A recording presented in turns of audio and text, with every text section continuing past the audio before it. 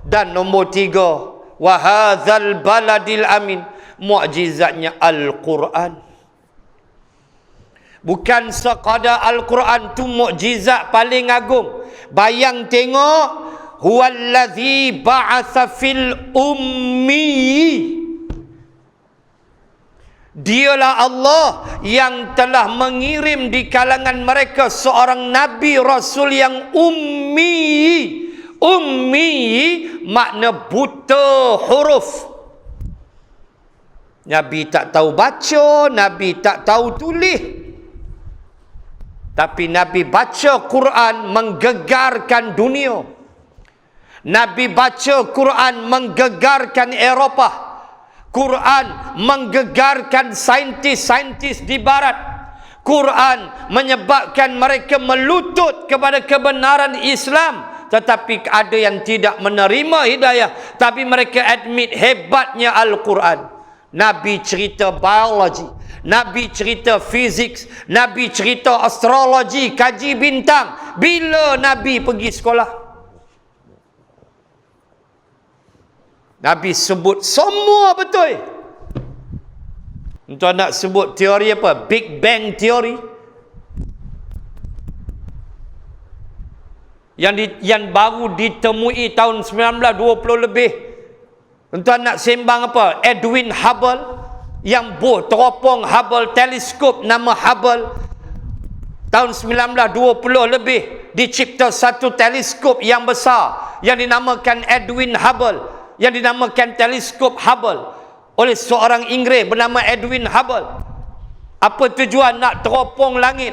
Akhirnya mereka mendapati bahawa bintang-bintang itu beranak pinak. Lebih dulu Rasulullah baca ayatnya dalam Al-Quran, was-samaa'a banainaha bi'aidin wa inna lamusi'un. Dan langit, kata Allah, kami ciptakan dengan kekuasaan kami, dan kamilah Allah yang mengembangkan langit itu. Saintis kata maksud langit berkembang ialah bintang beranak pinak.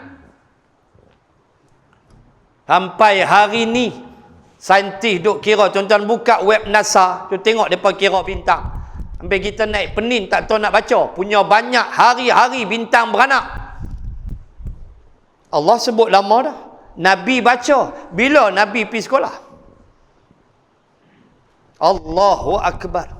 Big Bang Theory ayat 30 suratul Anbiya. Awalam yaral ladzina kafaru anna samawati wal ard kanata ratqan fafataqnahuma. Apakah orang kafir tidak melihat bahawa langit dan bumi dulu benda yang satu? Tak ada langit, tak ada bumi, benda yang satu. Lalu apa kami buat? Ratqan fafataqnahuma. Lalu kami pecahkan benda yang satu itu, akhirnya jadilah bumi, jadilah langit, bintang-bintang. Itulah yang dipanggil the Big Bang Theory. Tolak juga Quran, memang kita cari pasal dengan Allah. Tuan-tuan muslimin muslimat, Rasul itu ialah Rasulullah, bawa mukjizat Quran dan mukjizat-mukjizat yang lain, subhanallah, mengatasi rasul-rasul yang lain. Kalau Nabi Musa dia nak air, baca ayat 60 Al-Baqarah, Bani Israel nak air. Wa idhistasqa Musa liqaumihi faqul nadrib bi'asakal hajar fanfajarat min husnata asyrata aina. Dan ingatlah peristiwa ketika kaumnya minta air ke Nabi Musa, lalu kami perintahkan Musa, wahai Musa, pukullah batu itu dengan tongkatmu. Ada satu batu dia panggil Uyun Musa lah ni di semenanjung Sinai. Pukul, terbit 12 mata air. Nabi Musa nak air, kena pukul batu, tongkat tu pukul batu. Rasulullah air keluar celah jari.